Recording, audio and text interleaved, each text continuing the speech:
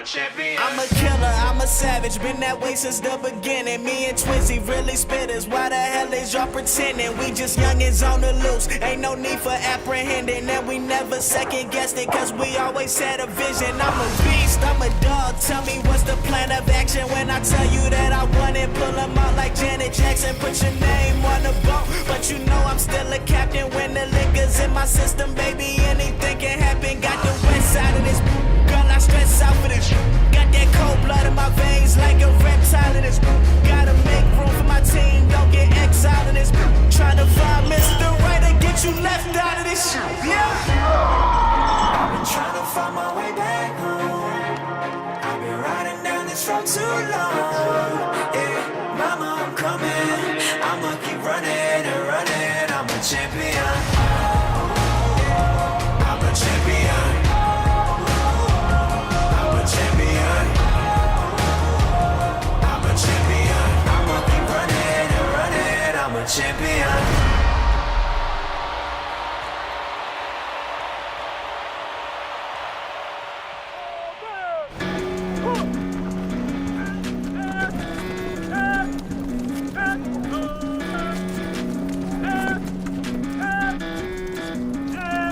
So he stabs, I step in the same way.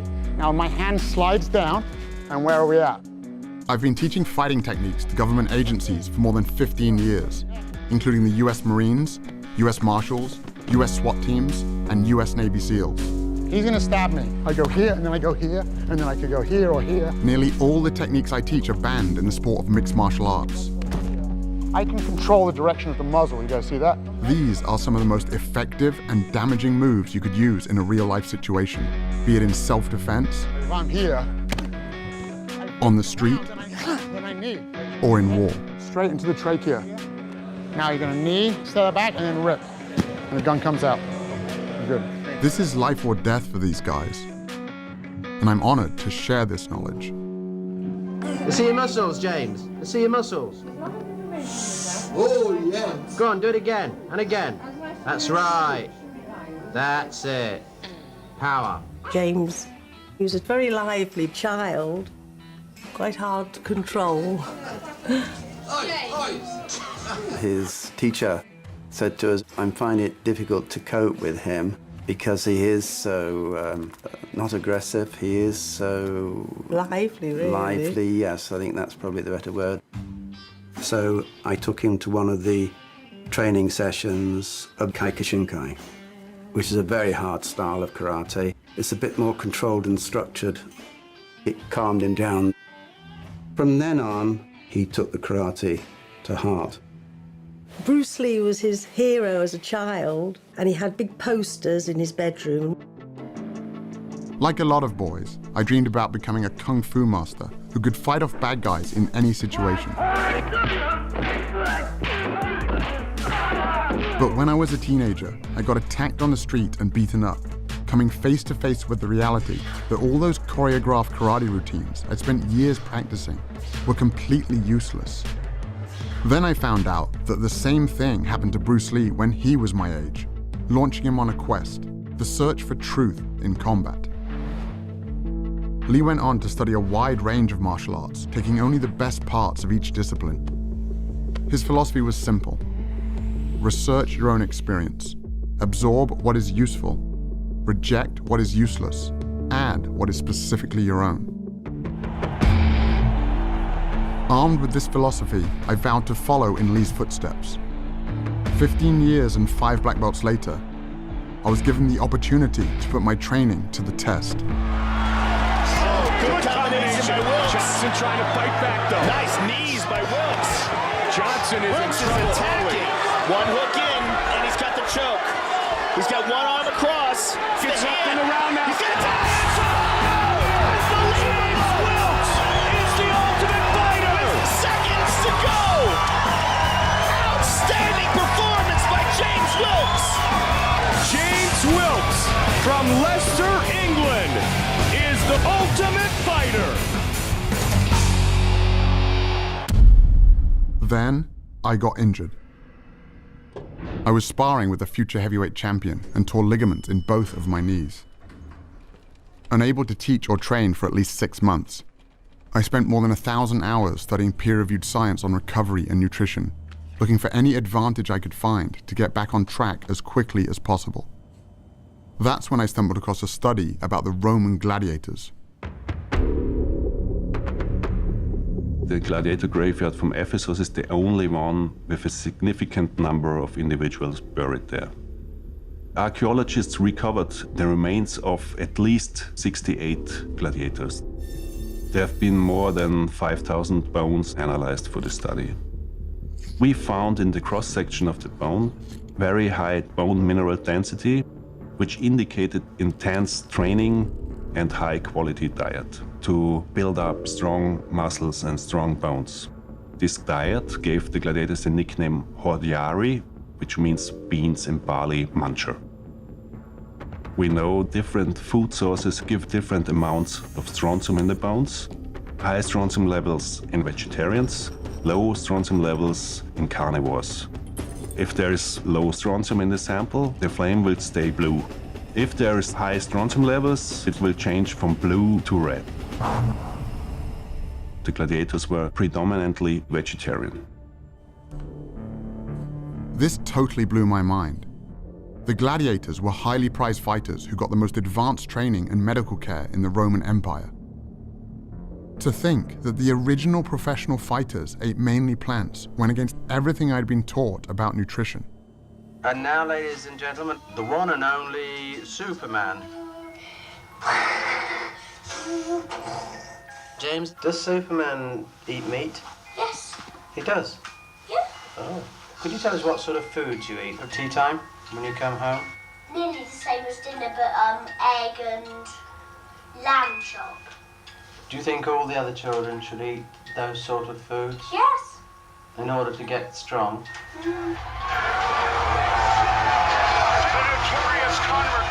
Even in the UFC, this idea that meat makes you tough had become a focal point for one of the most anticipated fights in the history of the sport, between Conor McGregor, the world champion in 2 different weight classes, and Nate Diaz, who accepted the fight with only 11 days' notice after McGregor's original opponent pulled out.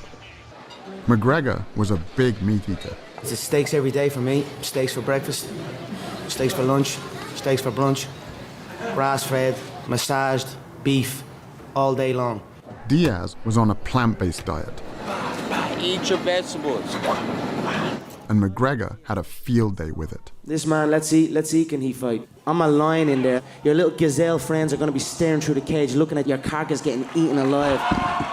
McGregor was feeding off a stereotype that was pretty much universal. You hit like a vegetarian. I was curious to find out if there were any other elite athletes following a plant-based diet. The first I found was Scott Jurek, one of the greatest ultra-runners of all time. Scott built his career running extreme distances over brutal terrain, conquering the sport's most prestigious races, including the Badwater Ultramarathon, 135 miles through California's Death Valley, with temperatures reaching 130 degrees. I was training for the Western States 100-mile race, which is like the Super Bowl of ultramarathon racing. And that's when I was transitioning to a plant-based diet. I remember doubting myself, even up till a week before the race, like maybe I should have eaten meat. But I led that race from start to finish and won it for 7 years in a row. And there was no question that the plant-based diet was fueling my victories. When I met Scott, he was gearing up for the greatest challenge of his career. Invite me over. When I'm moving, I'm definitely going to be eating. Having already mastered single-day endurance events, Scott was now trying to become the fastest person ever to run the entire Appalachian Trail, a distance of 2,200 miles. My goal is to break the record. 46 days, 11 hours. Let's go to Maine. 2 marathons a day over technical terrain. Average of 11,000 feet of climbing and 11,000 feet of descent every day, back to back to back to back. It's completely beyond anything I've done before. As Scott hit the trail, I was confused about how his meat-free diet could possibly give him enough energy. So I reached out to Dr. James Loomis, a team physician who was part of 2 championships, a World Series and a Super Bowl. What I found in the locker room was some pretty outdated ideas about nutrition. You would go to a pre-game dinner with the football team and you would see this spread. There would be steak and chicken, very much protein-oriented, because their perception was that the protein is what sustains their energy. But in fact, that's not the case. The actual energy for exercise comes mainly from carbohydrates in the form of glycogen that we store in our muscles. And when we sacrifice those carbohydrate calories for protein calories in our diet, what ends up happening is you will develop really chronic carbohydrate or glycogen depletion. And what does that lead to? Well, it leads to chronic fatigue and loss of stamina. I wanted to know how this whole meat gives you energy thing got started, and traced it back to the 1800s when a famous German chemist hypothesized that muscular energy came from animal protein, and that vegetarians were incapable of prolonged exercise. Liebig's beliefs were so widely accepted that they even inspired the USDA's first protein recommendations. By the time science proved his theory false with the discovery that hardworking muscles run primarily on the carbohydrates found in plants, it was too late. People all around the world had already bought into Liebig's ideas about meat and energy. But not everyone was convinced. As early as 1908, plant-based athletes were starting to claim their first Olympic golds. Are you still sticking to your vegetarian diet, Mary? Very rigidly, yes. And do you find that's a benefit to you, do you? Greatly, or I wouldn't do it. Winning the gold medal. Lewis gets it, and it's a new world record as well. I changed my diet to a vegan diet, and I set all of my personal bests at 30 years old. The oldest man ever to win a world or Olympic medal. And there were current Olympians too. Morgan Mitchell is the two-time Australian 400-meter champion. Here comes Morgan Mitchell. Champion, this is very, very fast. It's tough, the 400, I won't lie. The first 200 is pure speed, and then the last 200, it shows who's got that speed endurance training in their legs. And obviously the last 50, you've just got to pray because lactic is hitting hard. You need to be able to hold that endurance. She also represented Australia at the 2016 Summer Olympics. A lot of people had doubted me when I first became vegan, but my energy levels increased incredibly. And my iron, my B12, everything that people said would become deficient were amazing. I thought, I'm going to make sure I'm beating them all on the track. I mean, we're all friends, but it was pretty cool to finish my Australian domestic season undefeated. And to win the Nationals was obviously that little cherry on top. Morgan Mitchell, she's tearing away from the field. There was also Dotsie Bausch, an 8-time USA national cycling champion and 2-time Pan American gold medalist. My event in track cycling requires a massive amount of explosive power. Let's go, ladies. Go, go. First of all, we have to get off the line, and we're starting from a dead start with one gear. We have to be able to move that mass, that weight, off the line and get it up to speed within 3/4 of the length of the track. My training regimen involved 6 days a week, climbing mountains up and down for at least 4 and 5 hours a day, hard track sessions, and then big gym sessions. I grew up in Kentucky, so that's the land of casseroles and barbecue and meat. So when I transitioned over to an entirely plant-based diet, I wasn't sure if I was gonna survive.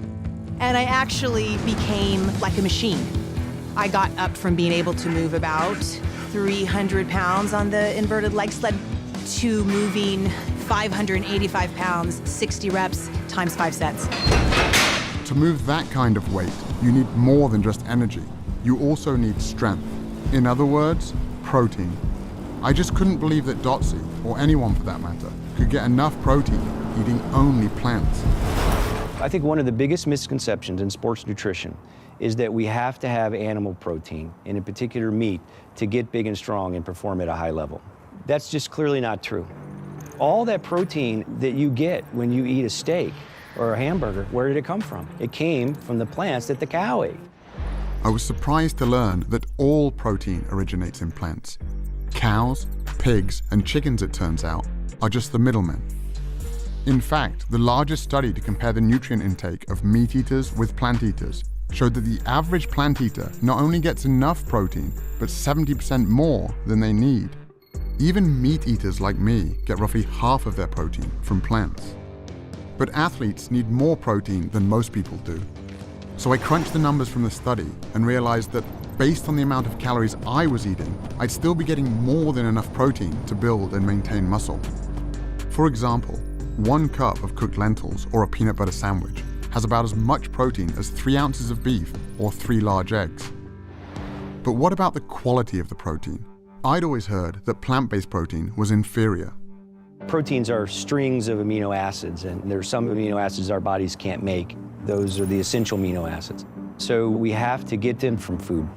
And one of the arguments about animal-based proteins being superior is that plant-based proteins aren't complete, so you're not going to get all the amino acids, and that's a fallacy as well.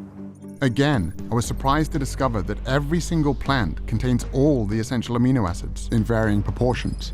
And when it comes to gaining strength and muscle mass, research comparing plant and animal protein has shown that as long as the proper amount of amino acids are consumed, the source is irrelevant. This all sounded great in theory, but all the athletes I'd met so far were pretty lean. If getting lots of protein without animal foods really wasn't an issue, where were all the big guys?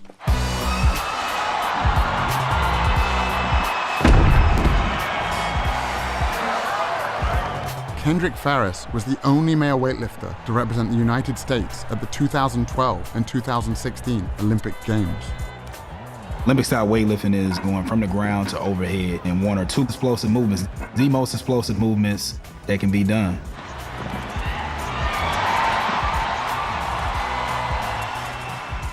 When I made the switch to a plant-based diet, they were like, I don't know how you're gonna lift that much weight and you're not gonna be eating anything, you're just gonna eat grass, like how are you gonna be strong? I qualified for my 3rd Olympic team, you know what I'm saying? I broke 2 American records. I won the Pan Am Games. I was like, man, like I think I should have done this a long while ago. Like, why didn't I research this before? And Kendrick wasn't alone. 5,000 miles away, I found another strength athlete named Patrick Baboumian. Long grenades!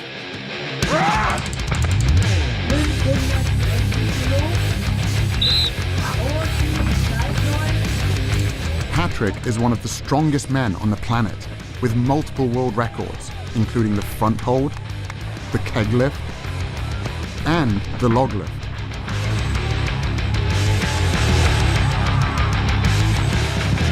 How could one of the world's strongest men be so powerful, eating only plants? No meat, no milk, no eggs. Most of the training I do at home because it's just more practical. Someone asked me, how could you get as strong as an ox without eating any meat? And my answer was, have you ever seen an ox eating meat? I stopped eating meat in 2005. Up to that time, I was 105 kilo. And now I'm 130 kilos. Also at the same time, I set like 4 world records. So when I stopped eating meat, I got stronger and bigger. Okay, so I just go under here. Okay, yeah. Really take care of, your back should really be straight. Get up. At 700 pounds, I could not move the yoke at all. It felt like it was bolted to the ground.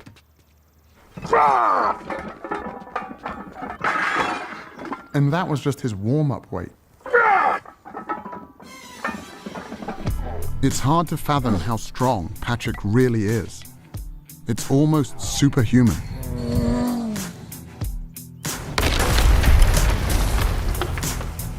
When I met Patrick, he was training to break the world record for the heaviest weight ever carried by a human being. To break that record, Patrick would have to carry 1,224 pounds. That's the weight of a horse, a distance of 33 feet. The thing with the yoke is, if you really go insane with the weight, when you do a step and all the weight is on one leg, it sometimes feels like your bones could just break.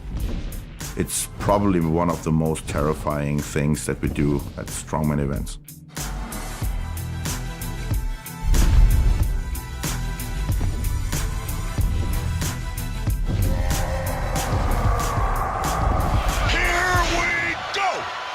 When Nate Diaz stepped into the cage to face Conor McGregor, the Vegas oddsmakers had Diaz as the 4-1 underdog. He caught him again with a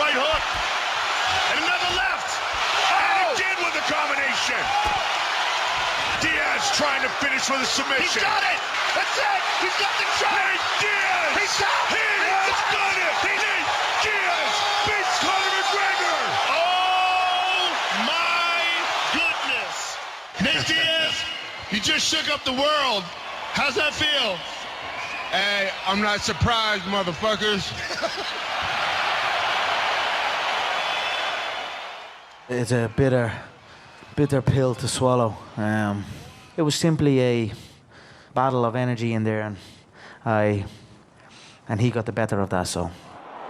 9 days out from the fight, I started eating 2 steaks a day, and it just came back to bite me on the ass, you know? This was the greatest upset in UFC history, and it turned out Nate wasn't the only plant-based fighter out there. I stopped eating meat probably like around the end of 2012. I grew up not even knowing about half of these other vegetables. Asparagus to me just came out like 5 years ago. You know what I'm saying? It's just like, as a kid, it was like, asparagus, we ain't never see that. I'm like, what's that? Bryant Jennings is a heavyweight title contender, best known for going the distance with Vladimir Klitschko, one of the greatest boxing champions of all time. My early years growing up in Philly, the only thing we knew was spinach in a can, collard greens, and Popeyes, KFC, everybody frying chicken. Most people say, oh, where did you get your protein? As if everybody that's in KFC is looking at the back of a bucket, like, yeah, how much protein is, y'all don't know. So y'all really don't know what y'all eating. I'd never really thought about it like that before. What else was in the food I was eating? An experiment to help answer that question was being conducted by Dr. Robert Vogel, co-chair of the NFL's subcommittee on cardiovascular health. What you eat immediately before an athletic endeavor really can have major impact on how you perform. There's a direct correlation between a meal and endothelial function. The endothelium is the lining of blood vessels. It regulates blood flow throughout the body. It knows that a particular muscle group or organ needs more blood flow, and it dilates, it opens up. When the endothelium is impaired, it cannot open up. It cannot allow blood flow to increase as much, and therefore impairs athletic performance. The test subjects were 3 football players from the Miami Dolphins, defensive back Michael Thomas, and wide receivers Griff Whalen and Kenny Stills. For the touchdown, Kenny Stills. Today, we're going to be feeding them 3 burrito breakfasts with a lot of protein. 2 of them have sources of animal-based protein and fat. One is from beef, one is from chicken. Third is a plant-based burrito, which has beans in it. So the protein and the fat came from a plant-based source. Tomorrow, we're going to feed them all bean burritos.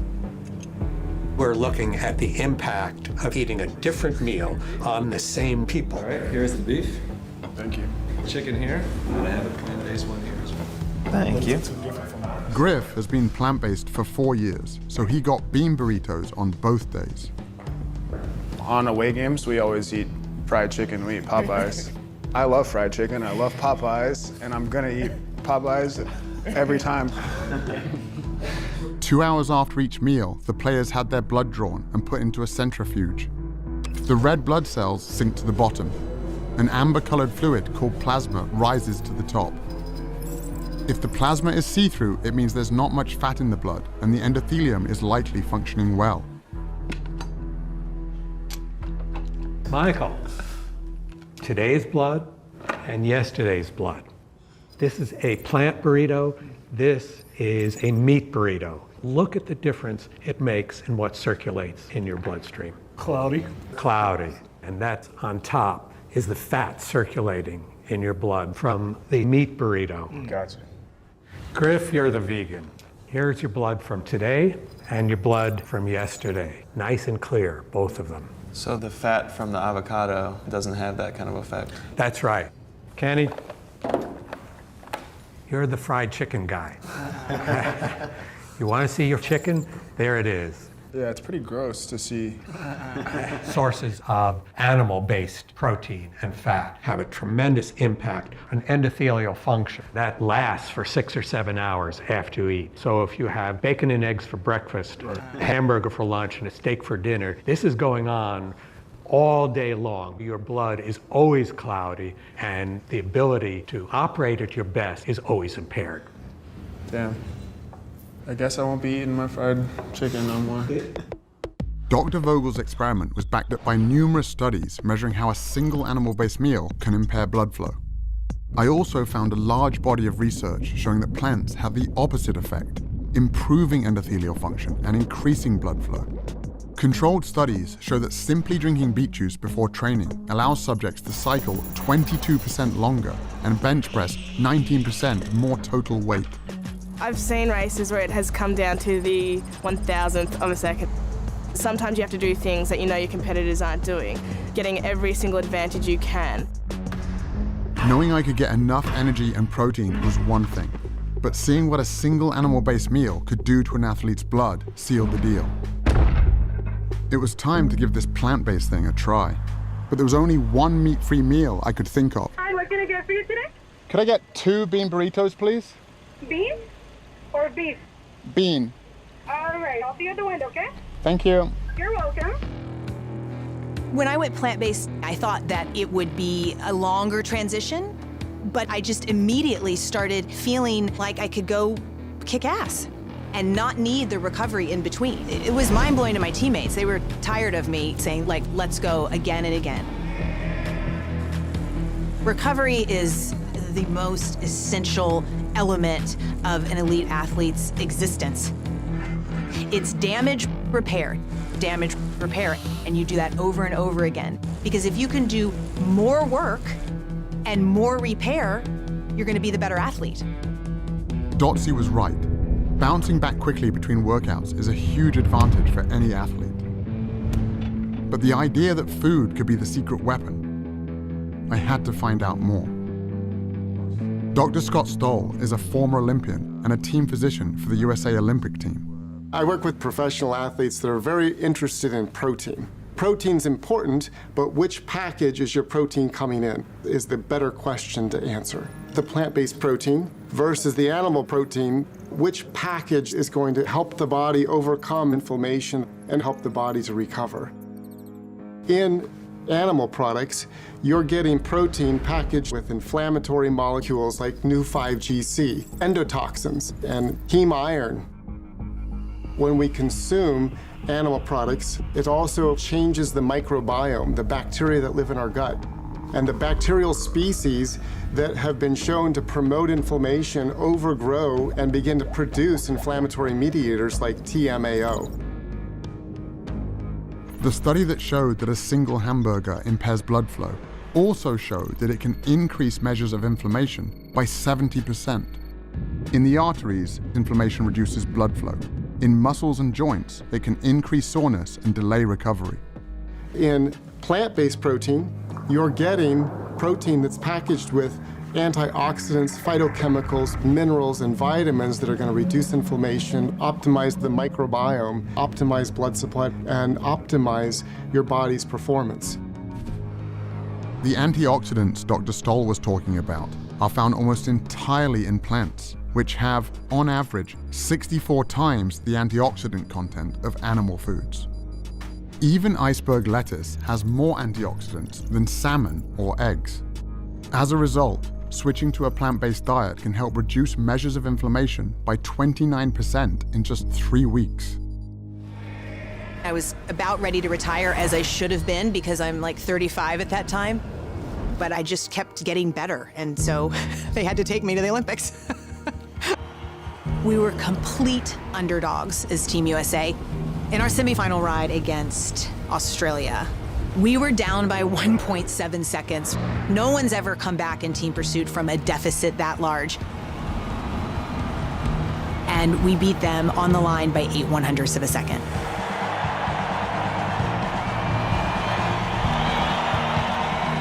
I was 39 and a half years old when I stood on the Olympic podium. I'm still the oldest person, male or female, to even go to the Olympic Games in my event. My diet was the most powerful aspect to me being able to perform and produce for the US team at the Olympic Games.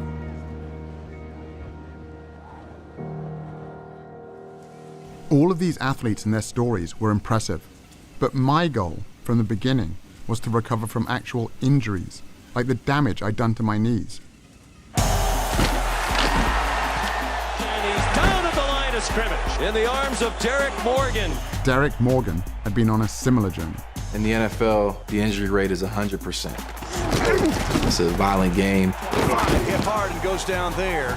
And so how you respond to injury and how quickly you heal from injury is important, because if you're not on the field, you're not helping the team. I was reading the research and seeing that a plant-based diet could be beneficial specifically for recovery. And so I started incorporating it and I started seeing really good results with it. I was recovering better. I wasn't getting as sore. I was a lot less swollen. Basically, to confirm what I was feeling, I got my blood tested. 6 months after being on the diet, all of my markers were down, my blood pressure, my cholesterol. But the main thing I was looking at was the inflammation marker in your blood, and mine was almost obsolete. It wasn't there anymore. A whole food plant-based diet is going to optimize the growth of blood vessels into damaged tissue. It's going to lay down new tissue in tendons and muscles. It's going to stimulate their immune system to fight off infections. So almost at every level, eating the right foods is going to accelerate the healing process. 6 weeks into my personal plant-based experiment, I went to the gym to see if I could notice a difference.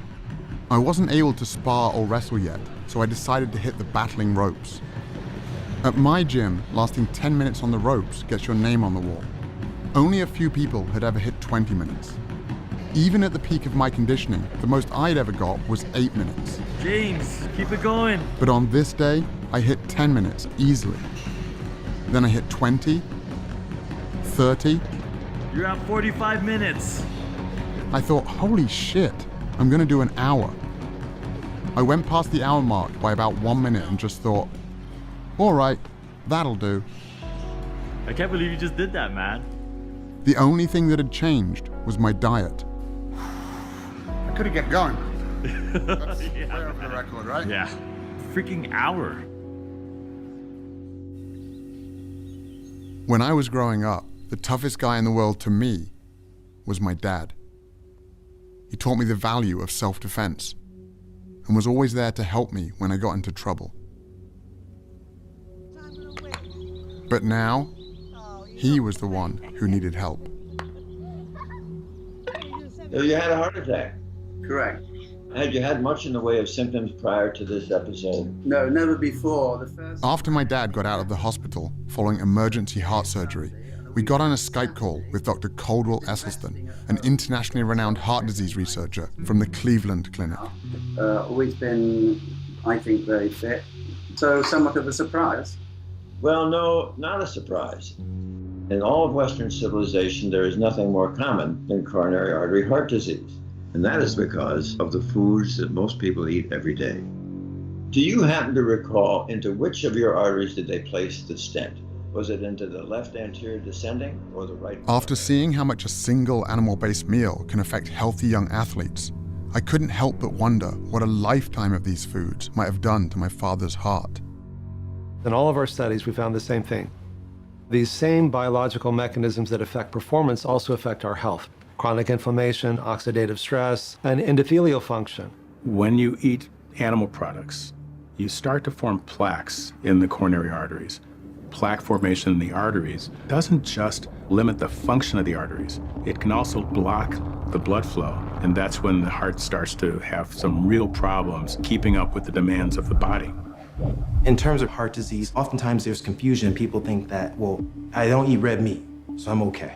We know that it's more complicated than that. It's not just red meat. It's not just the fat. For nearly 50 years, we were told that the primary cause of heart disease was saturated fat and cholesterol, and that leaner meats, lower fat dairy products, and egg whites were the solution. But the research now shows that the other inflammatory compounds in animal foods, like those that can impair athletic recovery, also play a significant role in the development of heart disease. We're going to do a whole lot better by just getting rid of the animal products. And there are really good biochemical reasons for that. Heme iron is one of them, for example. Heme iron is from an animal source, right? So most commonly you think red meat, even though poultry have it, fish has it. They did a meta-analysis looking over 6 prospective dietary studies, over 130,000 patients.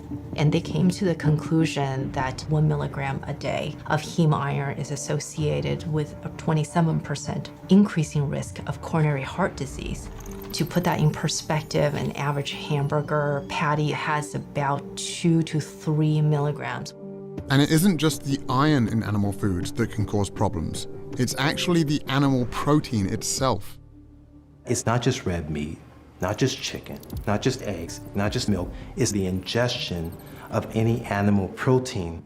At that moment in time, a process begins at a chemical level inside the body. When the protein found in animal foods is cooked, preserved, or even just digested by our gut bacteria, highly inflammatory compounds are formed that corrode our cardiovascular system. This helps explain why people who get all of their protein from plants reduce their risk of heart disease by 55%. It would also help explain why the only diet that has ever been shown to actually reverse heart disease is a plant-based one. What we found is that in the first month, there was improvement in blood flow and the heart began to pump blood more normally. After a year, even severely clogged coronary arteries became measurably less clogged, and even more improvement after 5 years. But in the randomized control group, who were doing just what their doctors told them to do at the time, less red meat, more fish and chicken, little exercise and so on, their arteries got more clogged after 1 year and even more clogged after 5 years. While all of this sounded promising, my dad didn't just need to get better, he needed to get better fast. The stents in his heart were only a temporary solution. He could have another heart attack at any moment. I found some hope at a firehouse in Brooklyn, where Dr. Esselstyn's son Rip, a former firefighter and professional triathlete, was launching some of New York's bravest on a powerful new program. What's the #1 killer of firefighters in the line of duty? Heart attacks. 67% of firefighters who perish from the line of duty die of heart attacks.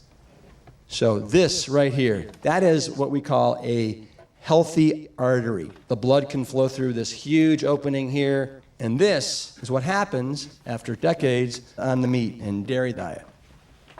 Okay? If you guys have been eating this way, I want you to take the 7-day rescue challenge. We bought you guys plant-based groceries. I want you to give yourselves the chance to see what your internal biochemistry does in just 7 days. I know my cholesterol is elevated, my LDLs are always very high. The same job that I was doing like 10 years ago without an effort, without taking an effort. Despite working out all week, playing sports, my cholesterol's high and growing by about 10, 15 points every year for the last 5 or 6 years. I realized a couple salads a week, it doesn't really cut it. I got 2 kids, so hopefully I'll feel better, have more energy, and add some years to my life. I went to see if I could get my dad to make these same changes to his diet as soon as possible. Well, what are you suggesting? Well, let's do the shopping. Tomatoes, cucumber, we have hummus dips. But my dad can be a little stubborn, Soya yogurt, and that's about it, I think. so I wasn't feeling that hopeful. We'll just drink tea. I come from a town called Melton Mowbray, known in England as the rural capital of food. It's the home of Stilton cheese and the world-famous Melton Mowbray pork pie. The pace of change here is very slow. And my dad, like most of us, is a product of where he grew up. I just couldn't imagine someone as set in his ways as my father making such a big switch. On the top there, worth another 20 quid. Give us 50 quid a lot. Until I got home and went back to the gym. You push me. Oh, here. I've spent years working out with Lucius Smith, He was a cornerback in the NFL, has a black belt in jiu-jitsu, and was my strength and conditioning coach. That's it. More arms. I told Lou about the research I'd been doing and what happened to my dad.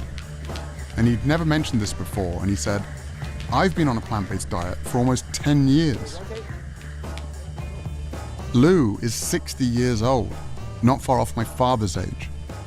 Most guys my age can keep up with the grandchildren. My grandchildren can't keep up with me. When I went from an animal-based diet to a plant-based diet, my blood pressure went down to like 110/70. My heart rate, sometimes it's been under 50, like 48, 47. I'm more focused, I'm more relaxed, and I noticed that I have a lot more energy because of the plant-based diet. Come on, man, come on. People in their 20s, they come in here. We do a workout. I sustain the workout a lot easier than they do. We can come in here and do 800. Listen to what I just said. 800 kettlebell swings and snatches in one workout. They can't make it. I'm not kidding you. They can't hang, man, I'm telling you. They can't hang. There was another guy my dad's age who had also made a big change. I ate a lot of meat. I ate my 10, 15 eggs a day. And, I had my 250 grams of protein a day because I weighed 250 pounds. One and only Arnold Schwarzenegger. But as I got older and as I started reading up on it, I recognized the fact that you really don't have to get your protein from meat or from animals, as far as that goes. So we started going more in a direction of a vegetarian kind of a diet. Now we're doing it the right way, with the right spices. All of a sudden, I love it much more than the meat. And, the cholesterol went down to around 109. It was the lowest that it ever was in my entire life, at almost 69. What we eat has a major impact on our health and our well-being in every way we can measure. People who eat a diet that's high in animal protein have a 75% increased risk of premature death from all causes, and a 400% to 500% increased risk of death from most forms of cancer, prostate, breast, colon cancer, as well as type 2 diabetes. The amino acids that come from animal sources tend to make our cells rev up and multiply faster. For example, there is accumulating evidence that high consumption of proteins from dairy sources is related to a higher risk of prostate cancer. That chain of cancer causation actually seems pretty clear. Cancer has been linked to other animal foods as well. Research funded by the National Cancer Institute found that vegetarians who add 1 or more servings per week of white meat like chicken or fish more than triple their risk of colon cancer. So it's not one set of dietary guidelines for improving your performance as an athlete, another one for reversing heart disease, a different one for reversing diabetes, a different one for reversing prostate cancer. It's the same for all of them. As groundbreaking as all of this nutritional science was, I also found it really confusing. How could meat be so bad for us if that's what our ancestors were supposedly built to eat? When we think about the diet of early humans, we're often drawn to thinking about meat, but plant foods were more important than the archaeological record gives credit for. The food that could be relied on wherever you were was the plant food. The popular perception of what early humans ate dates back to the 1930s and 1940s, when there was some amazing finds of early human ancestors. Animal bones and tools that very much look like they may have been used to butcher and maim those animals. So very early on, we had this notion that meat had a disproportionately larger role in the diet of early human ancestors than it actually did. The bias in the archaeological record toward stone and bone preservation over things like plants has led to a very skewed view. If we look at deep time, bones and stone tools preserve very well, but plants decay very rapidly. What's exciting, though, is in the last decade, we've started to realize microscopic fossils of plants do preserve quite well. And so we're revisiting some of these earlier Paleolithic sites and finding abundant evidence of plants. Advanced technologies, like those used to analyze the gladiator bones, have allowed scientists to take a closer look at the tools, bones, and teeth of our ancestors, leading to the discovery that early humans ate mostly plants. And the reason for this is actually quite simple.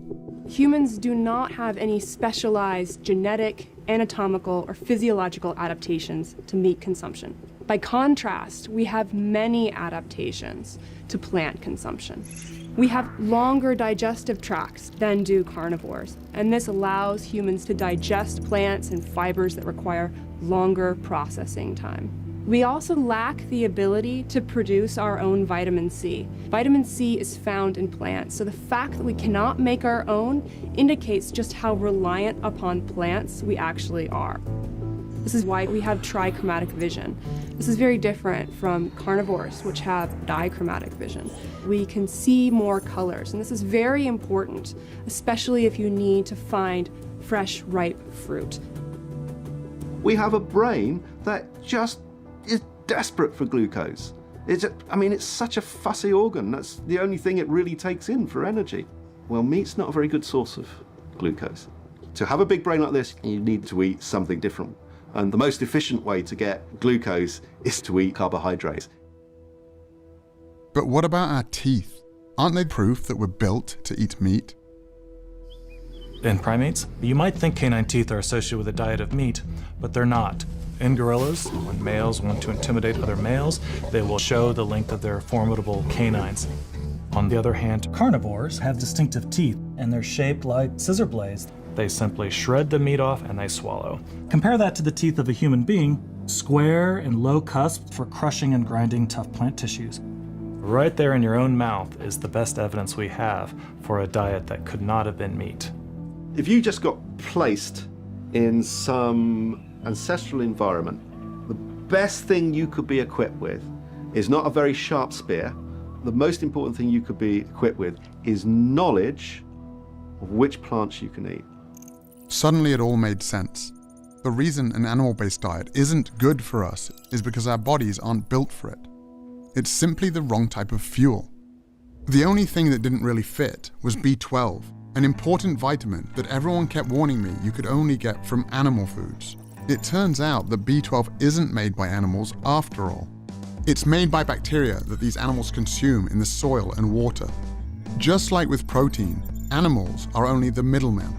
Before industrial farming, farm animals and humans could get B12 by eating traces of dirt on plant foods or by drinking water from rivers or streams.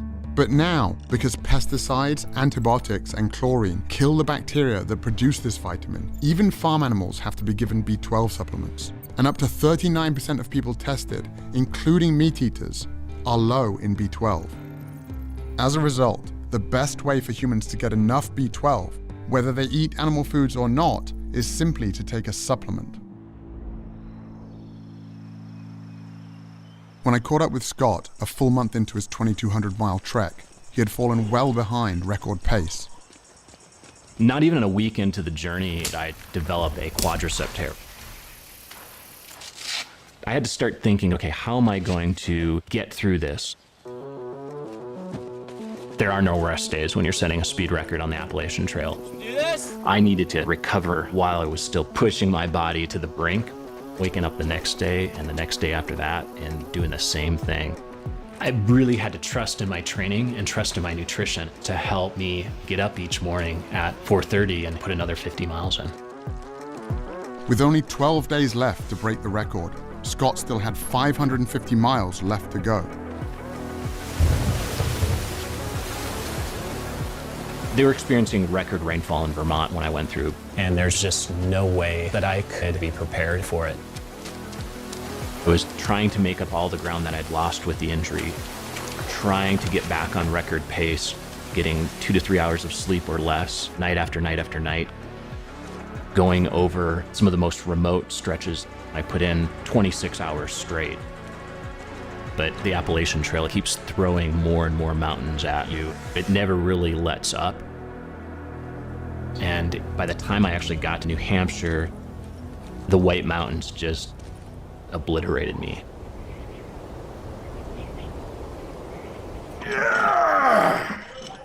With less than 2 weeks remaining, Patrick continued training for his world record attempt to carry more weight than anyone in history. I started lifting weights when I was 14 years old because I was kind of wimpy and small in that time. And I wanted to be some kind of hero, able to help if something happened. This is my mom and dad. When I was 4 years old, my dad, my mom, and my little sister, she was 6 months old, they were in a car accident. And only my mom survived the accident.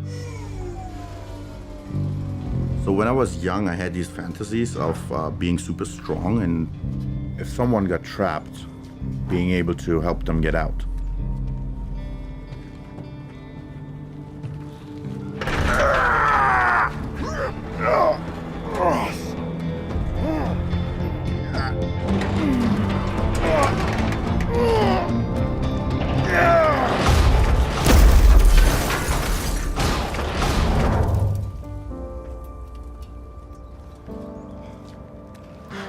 For any guy watching that day, it wasn't just a car Patrick had crushed. It was a myth they'd been fed their entire lives. Steak. That's what a man eats. Made from stuff guys need. Eat like a man, man. There's no one that can relate to that better than I do because I've lived in that world. Steak is for man. Go meat!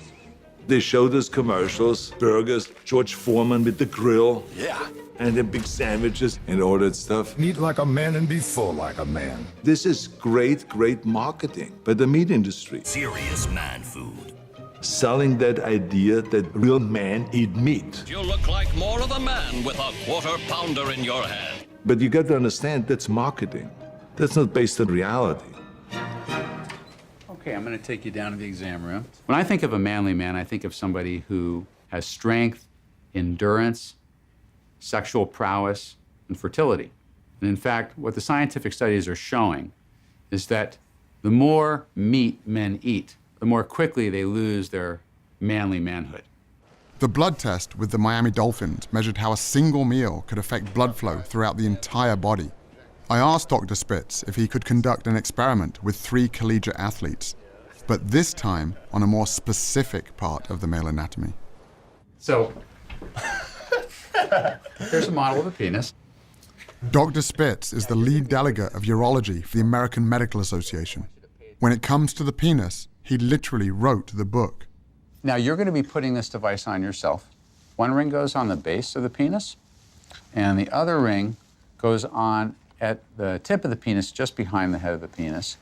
It knows how tight to squeeze to know when an erection is starting, because when it squeezes, it'll determine, oh, it's now of a larger circumference, something's happening.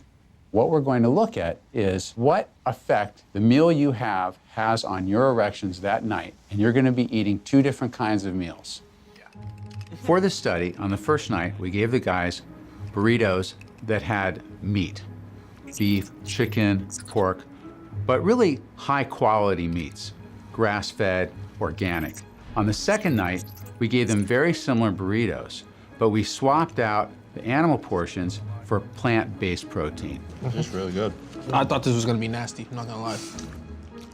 I didn't think we were gonna eat a burrito, I thought we were gonna get a salad. This study is gonna take advantage of a natural function that occurs in men when they sleep. Men's bodies create erections, and this occurs throughout the night while the subject is asleep. Once an erection happens, this device can sense it, and a printout is generated of how firm the erection was, how long it lasted, and how many of them there were, to see if we can see a physical effect on erections as a result of what they just ate for dinner. This is where we take a look at the results.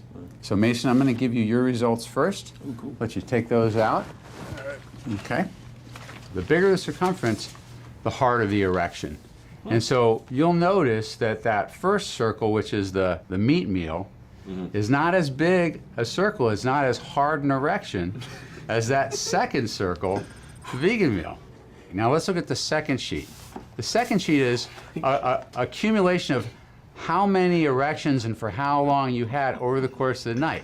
So that first stubby graph is really, it's not the size of your penis. I'm struggling. It's not the size of your penis, it's how many minutes throughout the night you had erections. Wow. Blake, let's take a look at your results. Oh, no. Okay? Hold composure.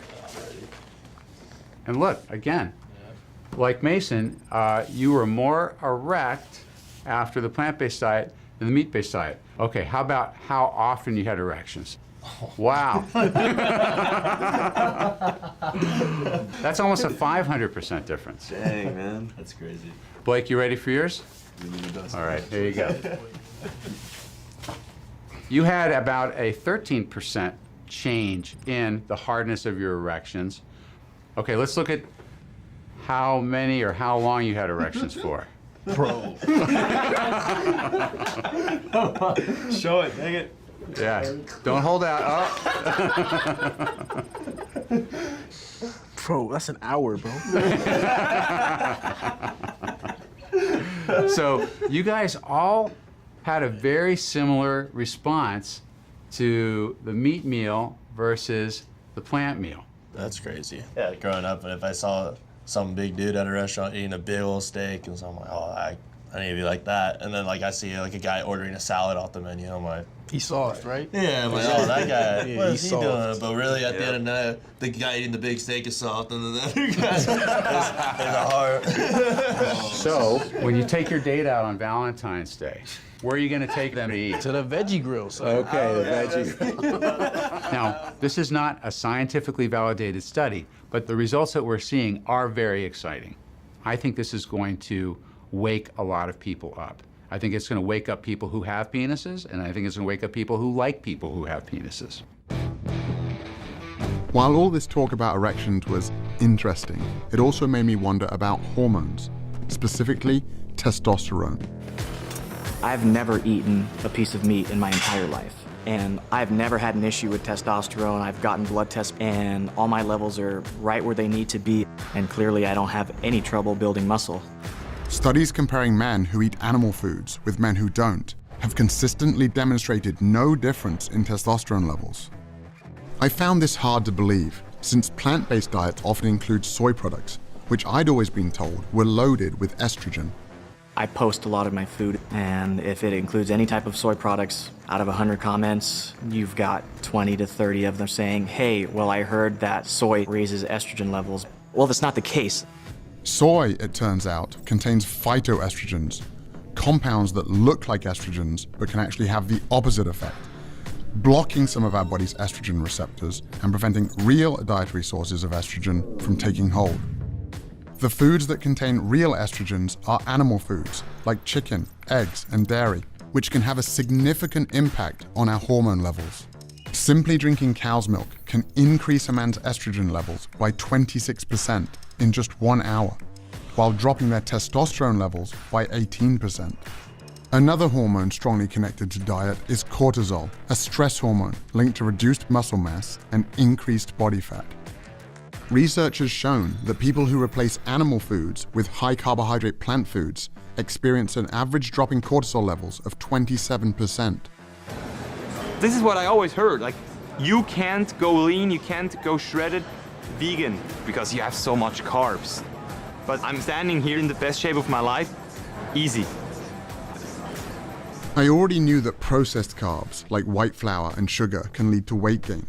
But what I didn't realize is that unprocessed carbohydrates, like oats, bananas, and sweet potatoes, are associated with decreased body fat.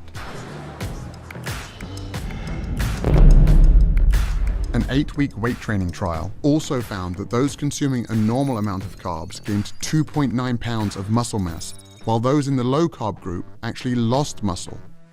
A typical bodybuilding diet is a very low-carb diet. So these guys that haven't had a carb in 2 weeks, they're walking around like zombies. I'm backstage eating all the carbs that I want. You're like, how are you eating that right now when you look this shredded?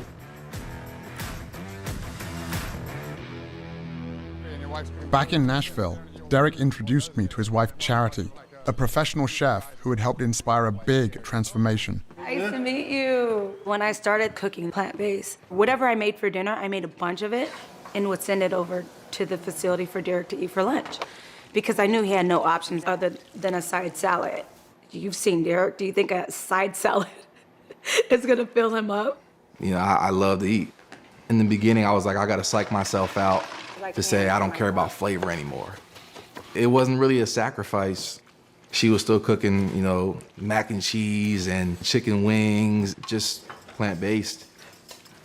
It's taking that love that you have for food and just changing it over to better ingredients. And so I brought it into the cafeteria, and I had teammates coming up to me. Guys were taking jabs and cracking their jokes. At the end of the day, the reason why I was doing it was to become a better player, which inevitably is gonna help the team. Players started looking over like, okay, that smells good. They were like, whatever you send Derek, send me. I was like, all right, good. It started with 5 guys, and now middle of season, 13 players. I never intended this to be a business at all.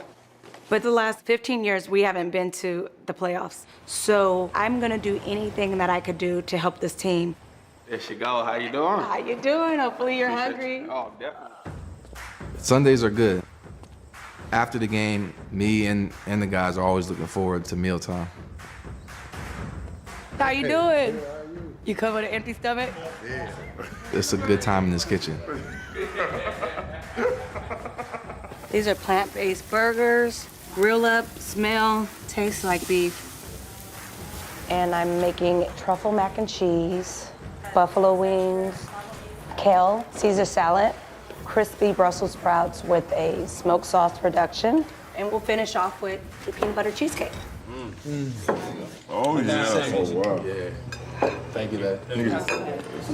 So you guys were eating Charity's meal plan that she saw. And before, what was your perception?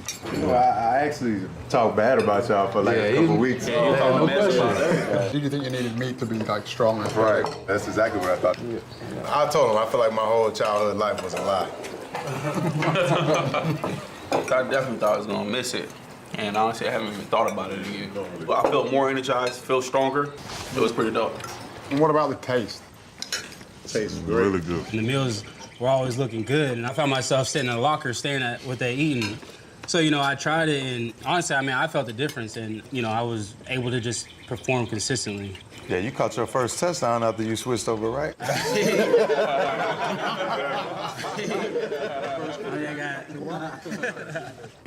6 months into my new diet, my strength, endurance, and recovery were better than ever. My dad's health was on the mend. Even my wife and kids were on board. But I was also pissed off. Why didn't everyone know about this? And then I remembered my grandfather, who died of heart failure at the age of 63 after more than 4 decades of smoking. A paratrooper in World War II, he got hooked on cigarettes during a time when young people like him were being sold the idea that smoking was actually good for you. Babe Ruth, idol of millions. To sell this idea, the tobacco industry turned to famous athletes, the ultimate symbols of fitness and health. After a game, Carl Furillo of the Dodgers looks for a mild cigarette, a Camel, of course. But right around the time Babe Ruth died from throat cancer in his early 50s, the scientific evidence was starting to stack up, so a new marketing plan was required. According to this nationwide survey, more doctors smoke Camels than any other cigarette. For years, the tobacco industry said that their cigarettes did not cause cancer. And they trotted out their own paid researchers to come out with statements to confuse the issue. Despite their efforts, cigarette ads were eventually banned from sports broadcasting, just in time for another big industry to step up to the plate and start playing the same game. What's in the bag? Big Mac? Play for it. With a new generation of athletes, including me. But it wasn't long before the evidence against animal foods started stacking up as well. Now that playbook is being used by the food industry. She's from the National Cattlemen's Beef Association. They're gonna hire their so-called experts. I'm first of all a registered dietitian and nutrition scientist, and I'm a mom. To create just enough confusion. Are you saying with processed meat that it is not, in your view, carcinogenic? I don't say that it supports a sufficient relationship. And they make it seem as though there's doubt about what we're talking about. This is not a link, a causal link between red and processed meat and any type of cancer. But would you recommend reducing meat intake? No, not at all. How on earth is the viewer supposed to make sense of all of this? With overwhelming scientific evidence connecting animal foods to many of the most common deadly diseases, I discovered that the meat, dairy, and egg industries have engaged in a covert response, funding studies that deny this evidence while burying their involvement in the fine print. One of the hired guns paid to conduct these studies is Exponent Incorporated, a company whose research was used by the tobacco industry to deny the connection between secondhand smoke and cancer. For more than 50 years, Exponent has generated studies that challenge the health risks of everything from asbestos, arsenic, and mercury to animal foods. The formula works beautifully for people selling food. It works beautifully for people selling drugs to treat the diseases that bad food causes. And it works beautifully for the media, which can give us a new story about diet every day. Here we go again. New guidelines are muddled and confusing, and not by accident. The eggs are in. So happy about the eggs. I know, I am happy about the eggs. Eating bacon is okay. Absolutely. Okay, butter. Butter is back. But despite the appearance in our media of confusion, there is massive global consensus about the fundamentals of a health-promoting diet, and it's a diet that every time, no matter whether it's high in fat or low in fat, higher in carbs, lower in carbs, in every population, every kind of research, it's a plant food predominant diet. Every time. Just when I thought I'd uncovered every dark secret of the animal foods industry, I got invited to train a paramilitary group in Zimbabwe with a special mission. Okay, so just be very careful, guys. Stay on the rocks. Yeah. So these guys are now listed as critically endangered. There's only about 5,000 of them left on the planet. They're basically being hunted to extinction because of the value of their horn. Around $40,000 a pound.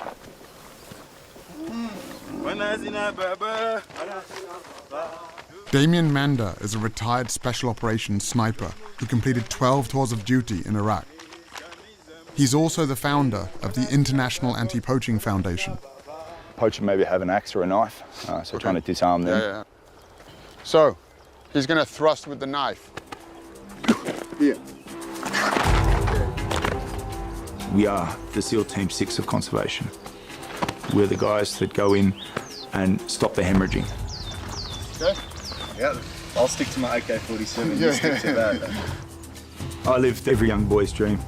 Jumping out of choppers, blowing shit up, stuff that most kids can only dream of doing on a PlayStation. I came to Africa because I was looking for the next 6-month adventure. I saw a bull elephant that had had its face cut off. Tusks that had been taken, the whole elephant sitting there dead because some guy wants to have a tusk on his desk. What sort of ambush is this called? Linear ambush. I had money and I had skills that could help these rangers. Using the minimum amount of force required to get the job done. And I made the choice to dedicate my life to helping these guys protect these animals.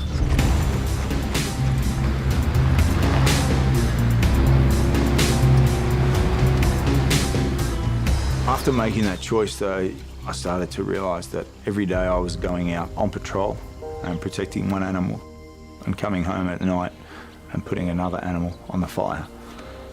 And I knew I was full of shit.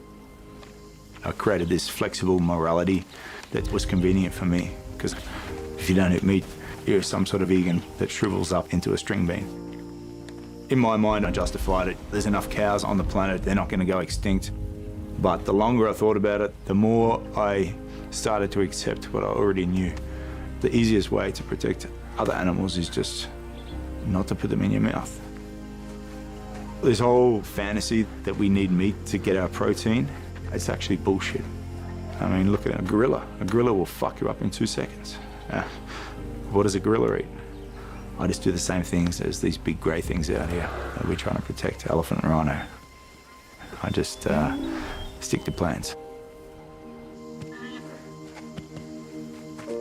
The rangers that we support patrol 5 million acres of wilderness, protecting these endangered species.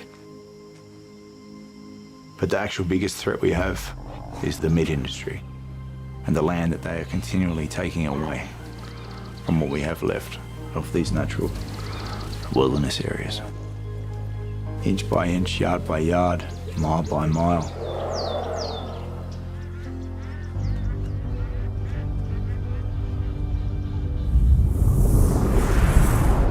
About 3/4 of all the agricultural land in the world is used for livestock production, and it imposes a huge cost on biodiversity.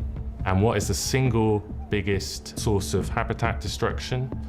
It's the livestock sector. Meat, dairy, egg, and fish farming use 83% of the world's farmland, yet provide only 18% of the world's calories. The reason livestock require so much land is because, once again, animals are just the middlemen, consuming, on average, 6 times more protein than they produce. With more than 70 billion animals consumed globally each year, growing animal feed requires vast amounts of land, making it one of the leading drivers of deforestation. It also requires huge amounts of water. Meat plays a disproportionately large role in causing this overuse of fresh water. 25% of the rivers in the world no longer reach the ocean because we're taking out so much water to produce animal feed.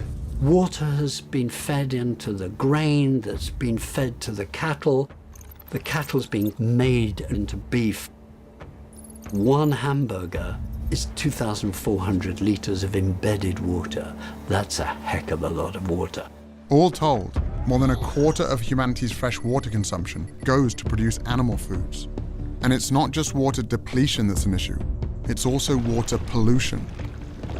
In the United States, for example, farm animals produce nearly 50 times more waste per year than its entire human population, polluting rivers, lakes, and groundwater all across the country. The livestock sector is responsible for 15% of global man-made emissions. So to put that in perspective, that's about the same as all the emissions from all the forms of transport in the world, all the planes, trains, cars, vans, and ships, all added up. Agriculture is not only the biggest culprit threatening the future for humanity on Earth, it is also the biggest and most important silver bullet to a solution. In the US, where meat consumption is 3 times the global average, shifting away from an animal-based diet would reduce agricultural emissions by up to 73% and save 1 million liters of water per person per year. Globally, this shift would free up a total area of land the size of Africa, taking pressure off many of the world's most endangered ecosystems and species. The message is overwhelming, both for public health and environmental reasons. The more plants you can eat and the less meat and dairy you can consume, the better. After learning how much is at stake if we don't change the way we eat, I went back to Brooklyn to find some hope.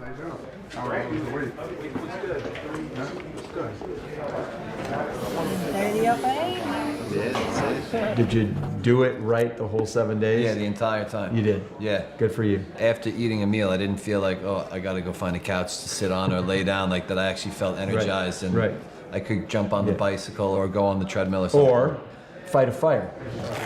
So I was down 11. 11 pounds? Yeah. Your cholesterol was 262. Right. All right? Which is elevated, much higher than we want to be. Today, 176. Wow. Almost 100 points, huh? That's fantastic. Yeah. Thank you. On your blood pressure, you dropped 16. Wow, that's on your really systolic and 2 on your diastolic, so you're now 130 over 82 as opposed to 146 over 84. Fantastic, a little bump there. Yeah. Your cholesterol was 276. I mean, you know that that's super elevated, right? Yeah, they were freaking out. They were freaking out. At the doctor's office. You know what? They should be freaking out now because today it was 169. Whoa, now you're talking. 169. You dropped 107 points, my man. That's amazing. Here's what we got. After 7 days, the cholesterol average drop was 21 points. The average weight loss was 6.12 pounds. You guys, instead of having arteries that looked like this here, right? You guys are on the road to having arteries that look like this here. And we know that the #1 killer of in the line of duty firefighters is heart attacks. This is a food age-created disease. And you guys don't have to be another statistic. My doctor wanted to put me on a statin, and I kind of looked at it like that was like cheating, like an easy way out, and there has to be a healthier, more long-term alternative. And then when this opportunity presented itself, I took it. When you eat a healthy, whole foods, plant-based diet, it changes the expression of your genes. It turns on the good genes, turns off the bad genes. Your genes are a predisposition, but your genes are not your fate. And even if your mother and your father and aunts and uncles all died of diabetes, cancer, even heart disease, it doesn't mean that you need to.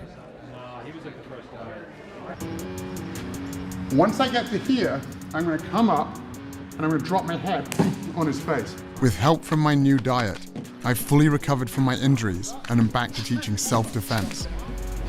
Or I can chop here and start down here. But with a critical new component, internal defense. You can get improved blood flow. That allows more oxygen, more nutrients to the muscles.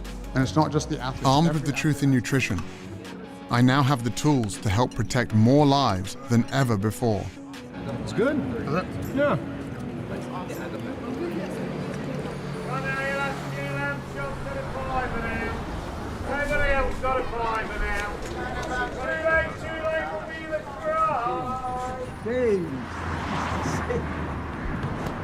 How are you feeling now? Very good.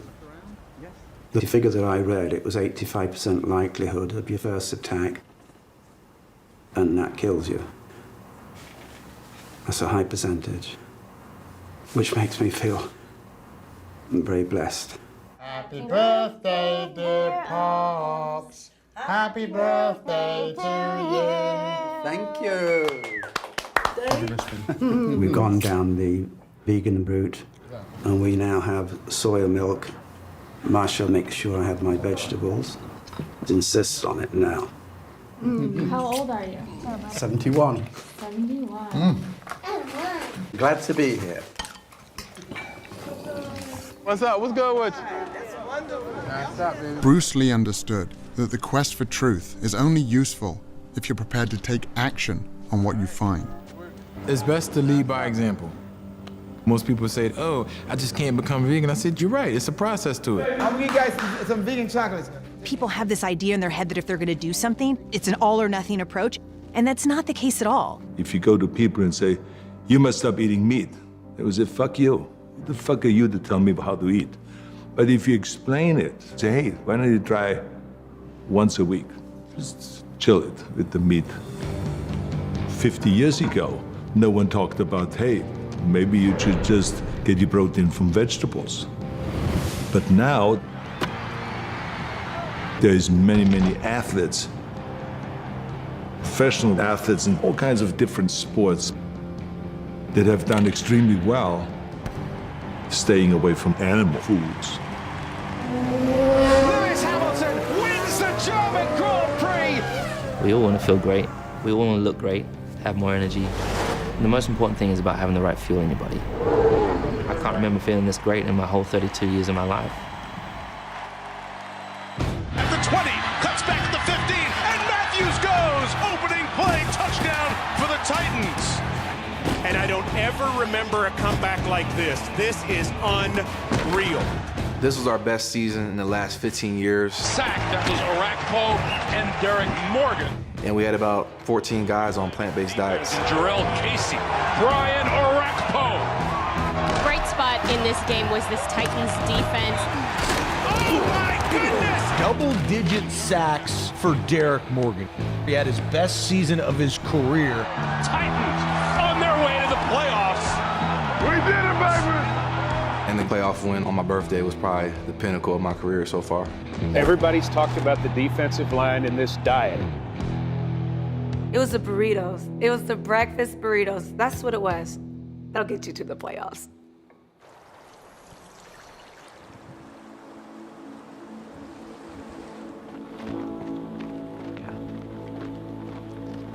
By the time Scott reached Mount Katahdin, word of his perseverance was bringing people out in droves.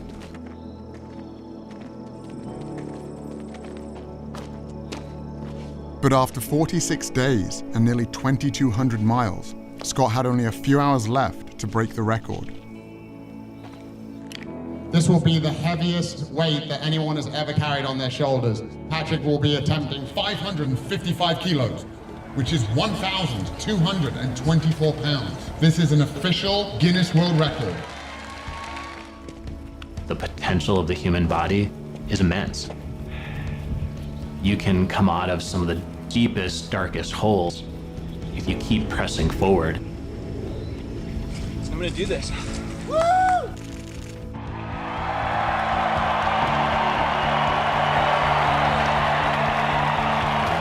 Here we go! World record in time! Scott Jurek is one of the world's most accomplished ultra-marathoners. His latest quest, the Appalachian Trail. It takes most hikers 5 to 7 months. Jurek did it in 46 days, 8 hours, and 7 minutes. 3 hours faster than the previous record.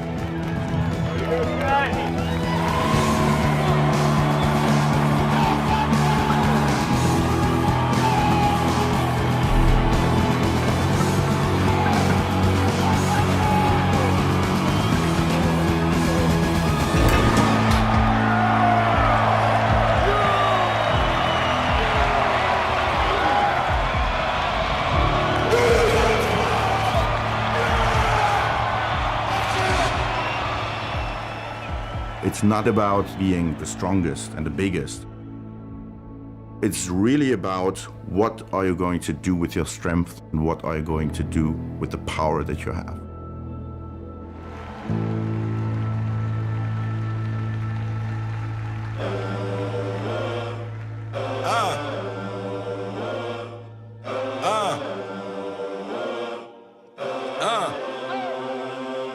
I'm in it just to rewrite history, cause I'm in the mood to label us the leaders of the new school. This ain't for the radio, can't find this on YouTube. This the type of killing that these critics ain't used to. Victorious, victorious. I basically start my day with a big smoothie. Some greens in it, like kale or spinach, some pea protein. Pancakes really at the top, because I like breakfast food anytime. Like, it's no wrong time to have that. I love my toast with peanut butter. Lunch, I would make a veggie burger. Avocado's a really big one for me. I'm addicted. A big salad with veggies, quinoa, rice. I call it the trough bowl. And then at dinner, anything from Japanese to Mexican. I love Indian food and also the Thai curry. Really, I like pizza. If I'm about to just chow down, like really get it, man, a lasagna. If you like chicken nuggets, okay, they have vegan nuggets. If you like meatballs, they got vegan meatballs. A lot of pizza, pasta, and burgers, sometimes even at the same time.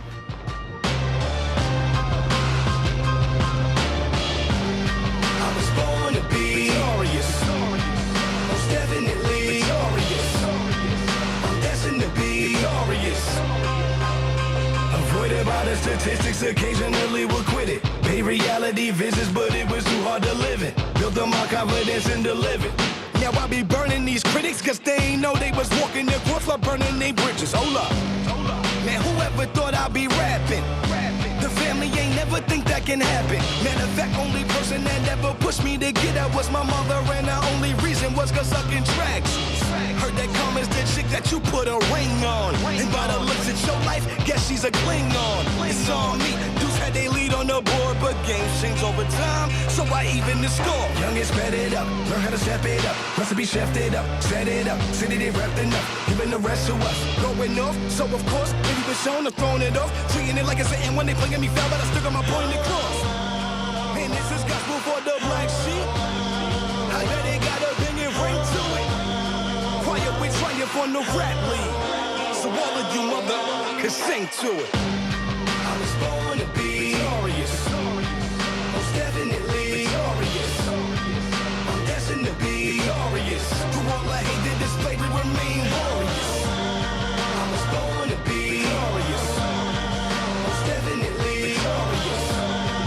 I'm destined to be victorious. Through all I hate that displayed, we remain warriors. Try to overlook a rival. All eyes on me cause I got no competition. Now looking at an idol. You're Tried to overlook a rival. All eyes on me cause I got no competition. Now looking at an idol. Your dough ain't long enough to pay for my attention.